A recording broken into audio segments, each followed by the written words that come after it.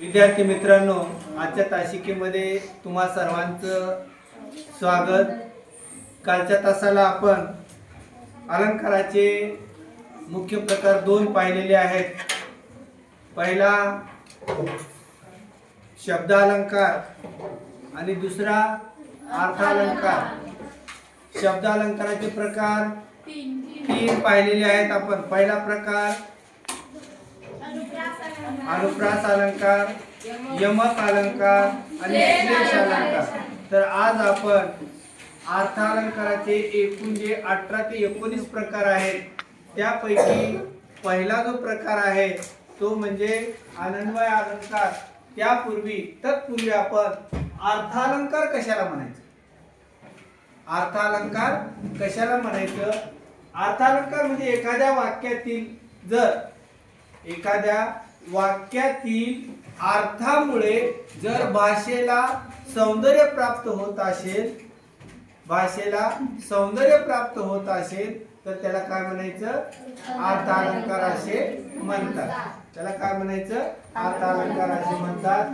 मग त्याच्यातला या अर्थ अलंकाराचा पहिला प्रकार आहे तो म्हणजे अनन्वय अलंकार। आता अनन्वय अलंकार म्हणजे काय, अनन्वयचा अर्थ काय होतो। अनन्वय म्हणजे अन्य दुसरे नाही। अनन्वय याचा अर्थ काय होतो, अनन्वय म्हणजे अन्य दुसरे नाही। त्याची सविस्तर जर व्याख्या पाहायची असेल तर आपल्याला जेव्हा उपमेयाची तुलना, उपमेय म्हणजे आपण उपमेय काय पाहिला आहे, ज्याची तुलना केली जाते त्याला काय म्हणायचं, उपमेय म्हणतात। याच्यामध्ये जेव्हा उपमेयाची तुलना दुसऱ्या कोणाशी सुद्धा होऊ शकत नाही, उपमेयाची तुलना दुसऱ्या कोणाशी सुद्धा होऊ शकत नाही, ती उपमेयाबरोबरच होते। कोणाबरोबर होते, उपमेयाबरोबरच होते किंवा उपमेयाबरोबरच केली जाते। तेव्हा कोणता अलंकार होतो, अनन्वय अलंकार होतो। त्याचा अर्थ अनन्वय म्हणजे अन्य नाही। आलं का लक्षात, अन्य नाही म्हणजे त्याची तुलना त्याच्यासारखीच होती, दुसरे कोणाशी होऊ शकत नाही।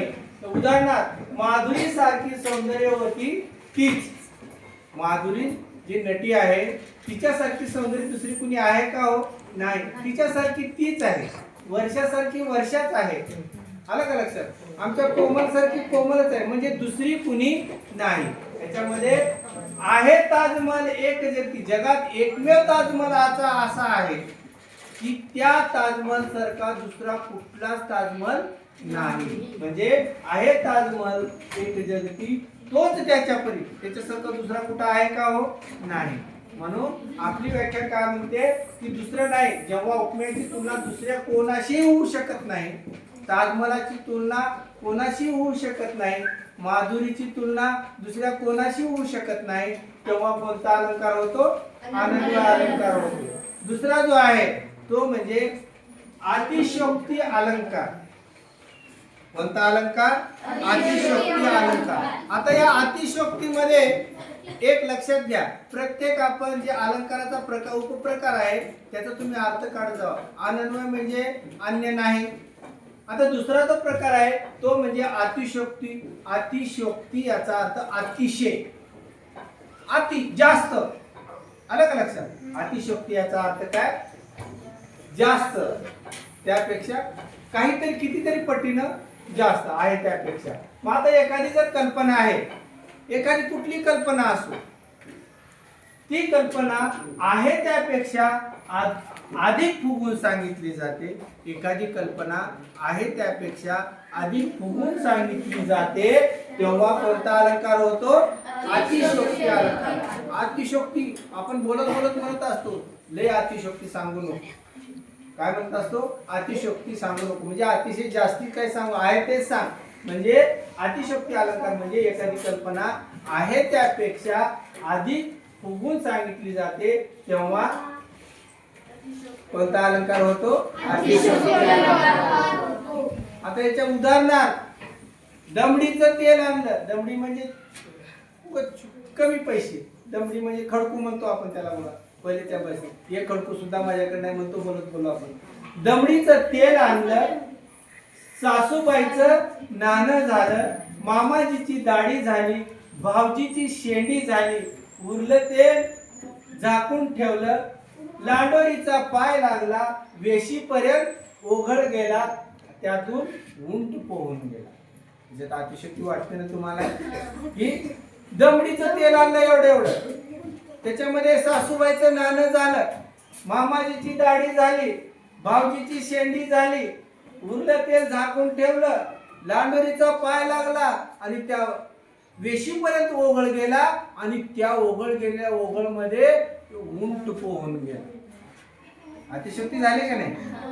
काय काय काम झालं दमडीच्या तेलामध्ये? सासूबाईचं नाणं झालं, मामाजीची दाढी झाली, भाऊजीची शेंडी झाली, उरलं तेल झाकून ठेवलं, लांडोरीचा पाय लागला, वेशीपर्यंत ओघळ गेला आणि त्याच्यामध्ये उंट पोहून गेला. दुसरं जे उदाहरण आहे, जे माय तुझे मी फेडीन पांगसारे आणि आरतीला शक्य आहे का? म्हणजे कवीची या मातृभूमीबद्दल किती प्रेम आहे जाते. म्हणजे हे मायभूमी, हे मातृभूमी, मी तुझ्यासाठी काय करेन? जे सूर्य आहेत, जे चंद्र आहेत, जे तारे आहेत, तुझ्या आरतीसाठी घेऊन येईल. आलं का लक्षात? म्हणून त्याला कोणता अलंकार म्हणतात? अतिशयोक्ती अलंकार म्हणतात. याचा पुढचा भाग आपण पुढच्या तासामध्ये घेऊया. धन्यवाद.